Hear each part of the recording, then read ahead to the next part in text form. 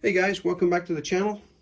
Clean up a little bit here. I've had an interesting week this week. So I was playing in Council Bluffs, Iowa, the bubble craps, crapless and also regular, and Des Moines, Iowa, which is the Prairie Meadows out there as well. So interesting, the differences between the two. Prairie Meadows in Des Moines, Iowa only has the regular bubble craps, doesn't have any crapless, based on what I saw.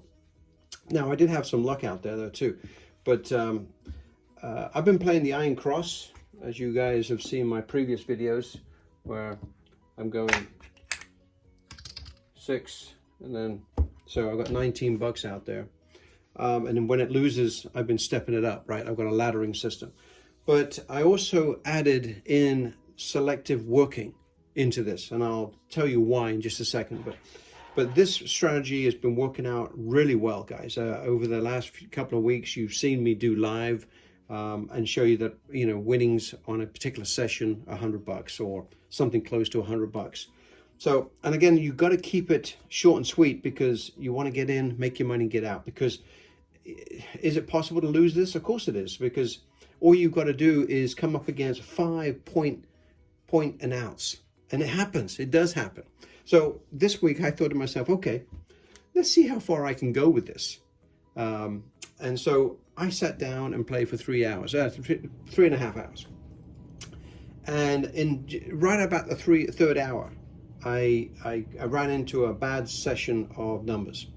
So before I ran into that 5 point outs, essentially it was a point out, because not all of them were point outs, but they were like one hit and then it went out. So I was up just over $800. So I was doing really well with this system. I'd made $800 in a row, and then I ran into a really bad session where I literally lost $800. Just under 800 actually on the laddering up. So if you wait around long enough, you will run into those bad numbers. So like I always say, every strategy on any given day can be a winner or it could be a loser. It just depends on what's going to be rolled out. So just be aware of that. If you stay too long, sooner or later you will run into those bad numbers. For me, it took 3 hours. So at this point, I've lost the 800 that I had already earned over the last 3 hours. When I say earned, because yeah, I did sit there and work at it. And sometimes I went up to level 3. I think level 3 was the highest level. So which meant that I had 50, 60, 60, and 20 in the field. But, and again, I'm looking for 2 hits to get back to, you know, get back to session profit. So I finally pushed it enough that it did lose, and I was, you know, even for the day. However, the one thing I did gain after all those rolls for those last 3.5 hours is down at the bottom. You know, I have a selective working strategy as well, which has worked out very well for me, but it is a little risky because you're maxing out these bets. Okay, so you've got over 2 grand sitting out here. Now, I don't want that to be happening on a regular basis, because you get hit on $2,500. It hurts. I don't care who you are. It hurts.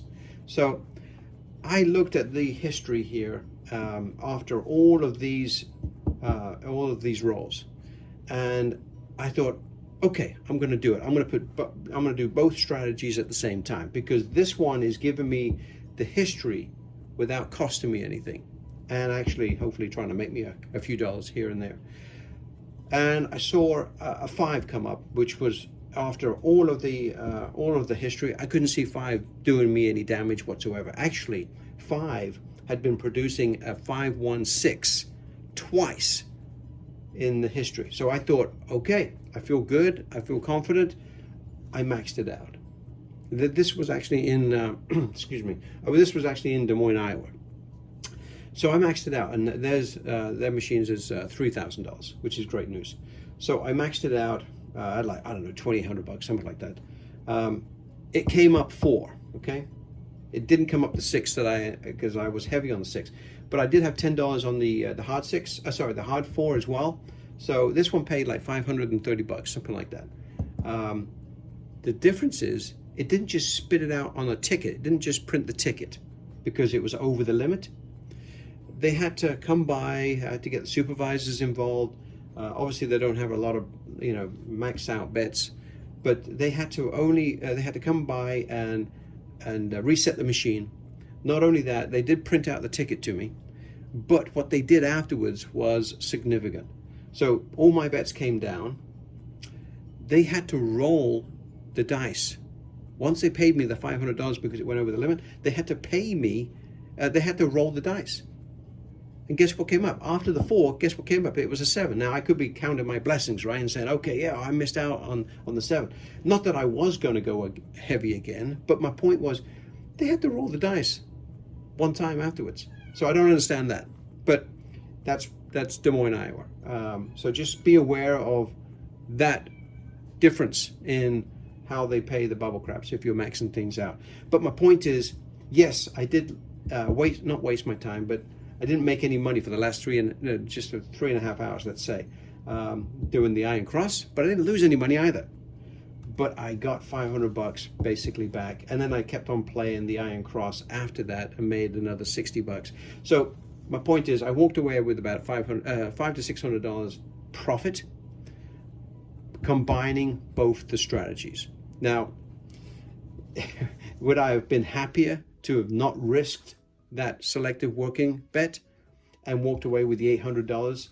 Yeah, but you never know how far that's going to go, right? So my point is having other options in your pocket, meaning you've got enough bankroll to support yourself to do this selective working along with the Iron Cross is one thing, but also having other strategies in the back of your mind so you can take advantage of all the history on the rolls too. So again, guys, just bear that one in mind. It's been an interesting week, and yes, I have made money, but I've had to earn it too. It didn't come free, okay? This would have been basically free money as far as I'm concerned, because there's a nice, easy, steady, no real risk strategy that puts $100 in your pocket, and I love it because of that reason. Where you're selective working, yeah, you've got to have a bit deeper pockets, but when it hits, boy, it's a beautiful thing. It gets you right back to healthy very quickly. So we'll just play this one out just for giggles, and I don't work to come out, guys, for that reason alone. Wow, I'd be at level 3 already.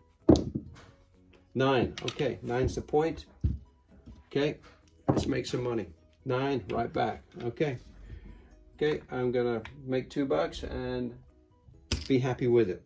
Okay, guys, look, I didn't want to make this too long. I just wanted to give you kind of a recap of where I am at, but just please bear in mind the Iron Cross and the selective working.